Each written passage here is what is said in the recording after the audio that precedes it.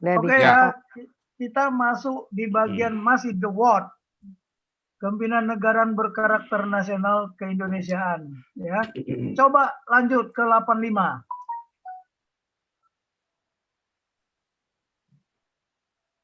Oke ya. Nah, ini Oke, Pak. definisi ya. Ini kebetulan memang kalau bicara definisi kepemimpinan itu banyak sekali. Silakan dibaca ya di berbagai buku-buku tentang kepemimpinan. Tapi saya coba merumuskan ya kepemimpinan negarawan berkarakter nasional keindonesiaan itu apa definisinya. Makanya saya mencoba ya.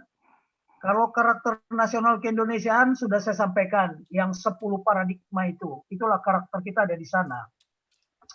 Tapi saya mencoba merumuskan kepemimpinan nasional, kepemimpinan negarawan yang berkarakter nasional keindonesiaan. Jadi ini definisinya ya. Kepemimpinan negarawan yang berkarakter nasional keindonesiaan adalah kapasitas. Kapasitas itu di dalamnya ada karakter dan kompetensi. Jadi kalau ditanya kapasitas kita itu seperti apa seorang negarawan, dia harus punya karakter dan kompetensi yang dimiliki oleh seorang negarawan. Kalau punya karakter saja, nggak punya kompetensi, sering dibohongi orang. Tapi kalau dia punya kompetensi, nggak punya karakter, jadi bangsat. Ya, banyak itu lihat profesor, doktor, ya menteri, tapi korupsi, gubernur korupsi. Perlu dibuka enggak? Ternyata korupsi itu merajalela bukan hanya di level kecil, di level yang sudah intelektual juga masih kan, karena dia nggak punya karakter. Kemarin karakter sudah kita sampaikan ya, seperti apa. Jadi kapasitas yang terdiri dari karakter dan kompetensi yang dimiliki seorang negarawan. Memang ini panjang definisi ini, tetapi ini komprehensif, holistik, dan integral. Nah, seorang negarawan untuk mempengaruhi bangsanya, ya, mempengaruhi. Kata-kata mempengaruhi itu kata kunci, to influence, ya, bangsanya melalui inspirasi. Inspirasi apa? Inspirasi yang timbul dari semangat juang nasional, semangat rela berkorban, ya, termotivasi dari visi nasional. Visi nasional nanti kita kupas lagi lah, sudah saya sampaikan. Terlahir dari keyakinan terhadap Pancasila. Bukan keyakinan terhadap agama. Kita bicara negarawan, bukan agamawan. Nah, convince, keyakinan, belief terhadap Pancasila sebagai ideologi negara. Dia harus yakin. Kalau negarawan tidak yakin, ya nggak usah jadi negarawan di negara Indonesia ini. Ya, sebagai ideologi negara dibimbing oleh suatu tujuan nasional. Kemarin nanti kita kupas lagi. Melalui apa? Melalui pelaksanaan tugas pokok nasional, tugas konstitusi. Dalam rangka apa? Pencapaian kepentingan nasional sesuai amanat konstitusi Negara Republik Indonesia 1945. Inilah definisi kepemimpinan yang saya coba kemas kalau dia seorang negarawan yang berkarakter nasional keindonesiaan. Nah, lanjut Pak Paul. Nah, sekarang penjelasan. Nah, ini kapasitas. Terdiri dari karakter dan kompetensi. Karakter kepemimpinan merupakan integritas, mentality, semangat kepemimpinan dan kepemimpinan yang bersemangat. Jadi kalau dia nggak ada semangat, mimpin loyo-loyo, ya nggak usah. Dan karakter itu tadi udah kita katakan kan, kalau dia memang punya integritas, dia jujur. Nah, karakter itu udah saya katakan kemarin kan, ya. Angka 1 itu karakter, angka A karakter. Jadi kalau seorang pemimpin dia berkarakter, ya kalau dia korupsi itu tidak berkarakter lagi, ya. Kalau kalian tanya, "Wow, Pak Tobing ini korupsi," tanyakan anak buah saya yang pernah saya pimpin gitu loh ya. Waktu aja nggak boleh dikorupsi di kantor saya itu. Tidak ada korupsi waktu. Jangankan korupsi uang, waktu aja nggak ada. Jadi kalau rekan-rekan datang ke kantor saya yang lama, itu tidak ada korupsi waktu dan uang di kantor ini. Itu terpampang itu di setiap pintu masuk ke kantor saya. Nah sekarang dia harus punya semangat. Dari mana kita tahu dia punya semangat? Dia mau berpartisipasi, dia mau peduli, ya, tanpa harus ada pamrih gitu loh. Dia ikhlas. Inilah semangat kepemimpinan dan kepemimpinan yang bersemangat. Hebat sekali ini kan kalimatnya. Nah, kompetensi merupakan kapabilitas, kemampuan yang dimiliki, baik ilmu pengetahuan, pengalaman, keterampilan, ya, sebagai modal utama untuk dijadikan apa? Dijadikan seni dalam memimpin, seni dalam mempengaruhi, di dalam memimpin. Tadi sudah saya katakan, hati-hati kata pengaruh. Ya, seperti apa yang dilakukan Pak Paul Jang ini sudah mempengaruhi dunia. Ya, walaupun ada pro dan kontra lah, pasti. Mana ada di dunia yang tidak pro dan kontra. Saya sudah sering mengatakan Tuhan Yesus yang begitu baik aja banyak yang nggak suka. Ya kan? Ya kan? Apalagi yang sudah bandel-bandel, kriminal kan gitu. Nah, oke, lanjut. Lanjut coba. Siap. Nah, saya mau kasih tahu tadi, itu tadi kan sudah. Nah, pengaruh. Ini kata pengaruh ini kata-kata yang sangat dominan di dalam kepemimpinan.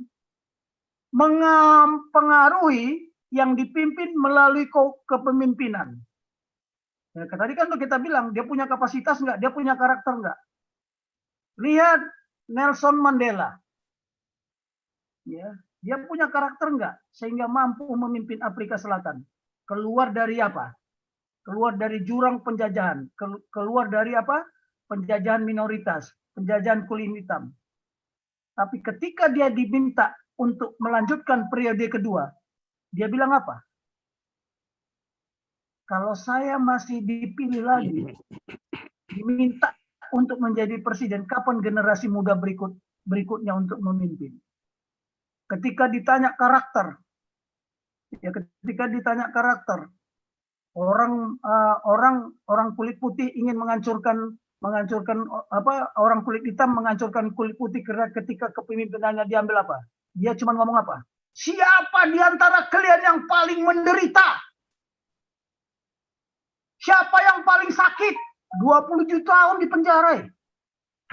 Makanya diam semua, tidak terjadi konflik antara kulit hitam dan kulit putih di Afrika Selatan. Nah, itu karakter-karakter seperti itu kan jarang diketemukan. Bukan nggak banyak pemimpin yang berkarakter.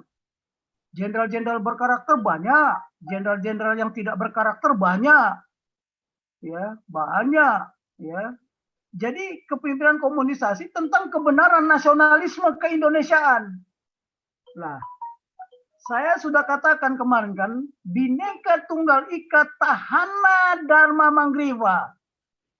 Berbeda-beda tetapi tetap satu dan tidak ada kerancuan dalam kebenaran. Walaupun Lemhanas menerjemahkan Tahana Dharma Manggriva itu tidak ada kebenaran yang mendua. Tapi harus dijelaskan kebenaran yang mana. Kebenaran nasionalisme atau kebenaran khilafah. Sekarang khilafah itu yang dianggap paling benar sekarang di Indonesia ini. Ya, kebenaran nasionalisme keindonesiaan di segala aspek kehidupan berbangsa dan bernegara. Di negara kesatuan Republik Indonesia yang berlandaskan Pancasila sesuai amanat pembukaan Konstitusi Undang-Undang Dasar 1945.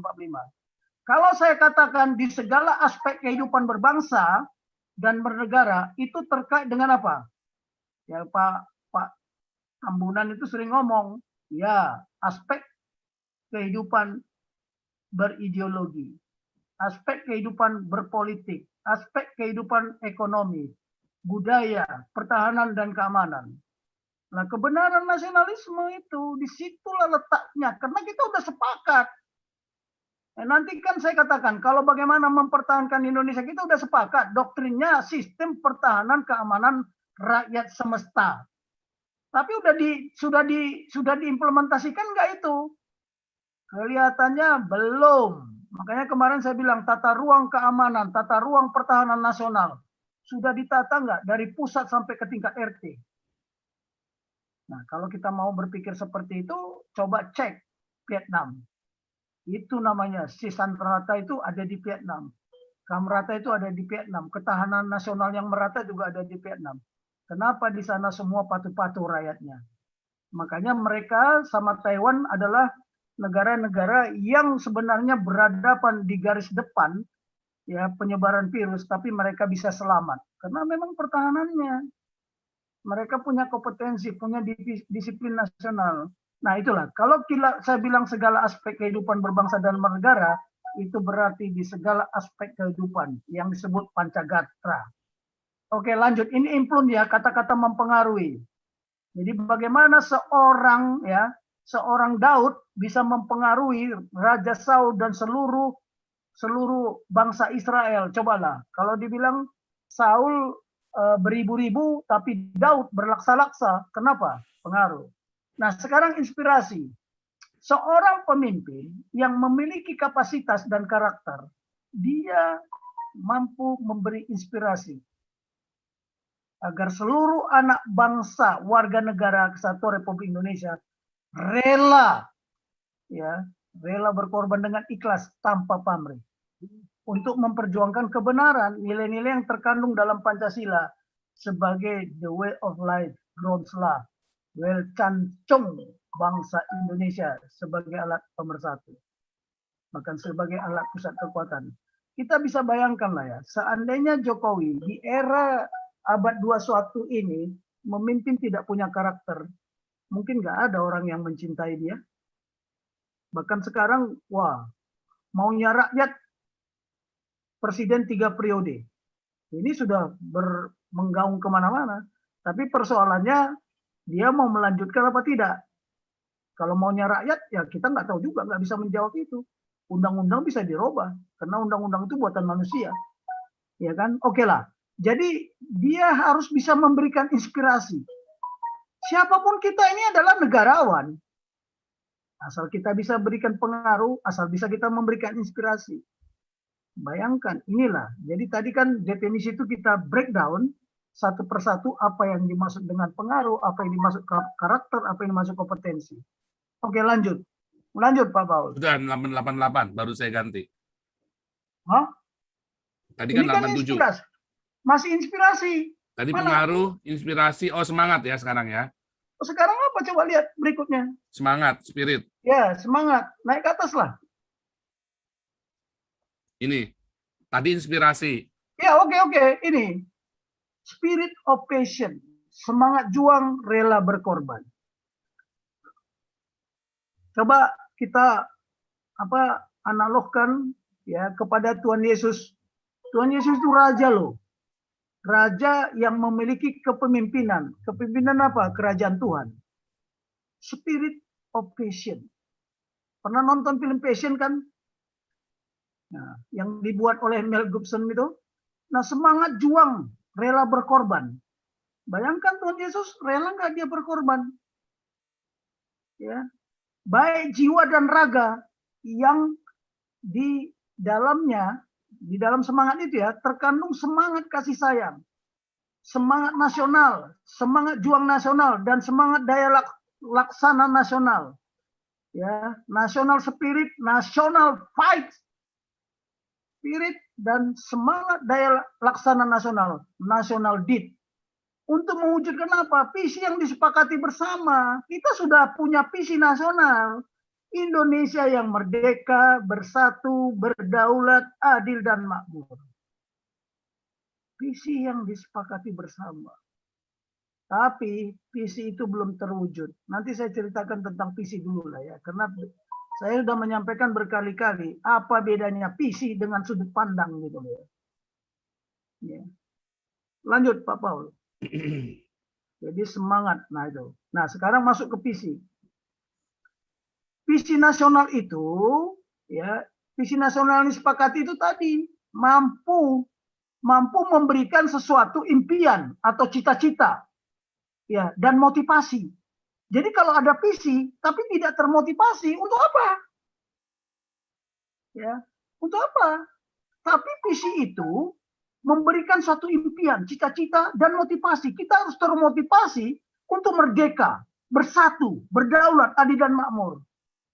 Lah pertanyaan kok sampai sekarang 75 tahun sudah merdeka, ya jubili 75 tahun, kok susah sekali bersatu. Kok susah bersatu, gitu loh. Apalagi kalau mau dikaitkan merdeka. Merdeka itu kan kita mandiri. Ternyata kan kapal Nanggala aja kemarin nggak mampu gitu. Nggak mampu kan minta tolong kemana-mana. Nah, artinya apa? Kita belum berdaulat. Kalau kita berdaulat, kita nggak pernah minta bantuan sama orang. Karena Indonesia harus mampu. Persoalannya ada di mana? Kemarin Pak Dio Tamunan sudah mulai ngutak-ngutik yang begini-begini. Nantilah kita bahas itu. Bagaimana sih sebenarnya persyaratan ya pembelian atau pengadaan alutsista. Jadi visi nasional itu memberikan suatu impian, cita-cita, dan motivasi walaupun menemui ancaman, gangguan, hambatan, dan tantangan. Beda dengan sudut pandang ya. Kalau sudut pandang itu hanya sejauh mata kita memandang. Menurut pandangan saya ini Indonesia maju visinya.